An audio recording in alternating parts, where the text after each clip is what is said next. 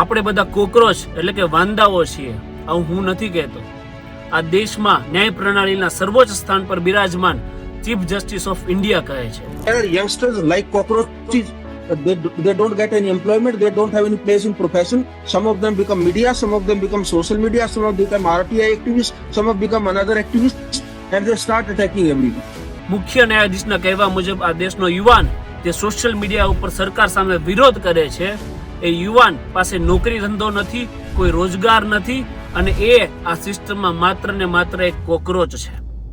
અને એમનું કહેવું કદાચ ખોટું પણ નથી. જે દેશની અંદર જજોને આફ્ટર રિટાયરમેન્ટ રાજ્યસભાની સીટનો લોલીપોપ ચૂસવો હોય, જે જજોના ઘરેથી 20-30 કરોડ રૂપિયા રોકડા રકમ મળી આવતી હોય, જે દેશની અંદર 5-5 કરોડ કેસો પેન્ડિંગ ચાલતા હોય, જે દેશની અંદર જજોને પોતાના સંતાનોને સરકારી વકીલ અને જજ બનાવવા હોય, એ દેશની અંદર સિસ્ટમ એ ગટર સમાન હોય, વિરોધ કરવા વાળા કોકરોચ હોય અને શાસન કરવા વાળા તમારી જેવા ભૂંડણાઓ હોય. મિત્રો, આજે મને ખૂબ જ આક્રોશ આવે છે.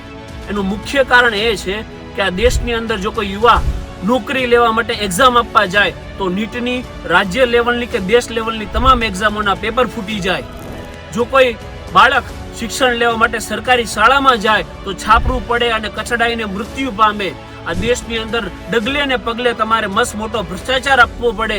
આ દેશની અંદર શિક્ષણ અને આરોગ્ય શૂન્ય હોય તો એવા કેસોની અંદર શિયો મોટો લઈ અને જજો દ્વારા સરકારોને ખખડાવી જોઈએ, પણ એવું નહીં થાય. આ દેશમાં શું થશે કે જો કોઈ યુવાન એ વિરોધ કરશે, એની પાસે ના તો પોલિટિક્સ છે, ના પાવર છે, ના પૈસા છે, ના કોઈ ઓળખાણ છે, એમ છતાં પણ એ વિરોધ કરે છે, થોડા ઘણા પૈસા ભેગા કરે છે અને એક વકીલ રાખી અને કોર્ટ સમક્ષ જાય કે અમને ત્યાંથી ન્યાય મળશે, ત્યારે એને ન્યાય નહીં પરંતુ એને ડીમોટિવેટ કરવામાં આવે છે.